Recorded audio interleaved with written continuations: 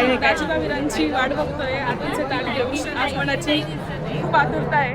वर्षभर आम्ही त्या गोष्टीची वाट बघतो आणि आता तो क्षण आलेला आहे. आल्यानंतर इथे त्यांचं ऑप्शन केलं जाईल.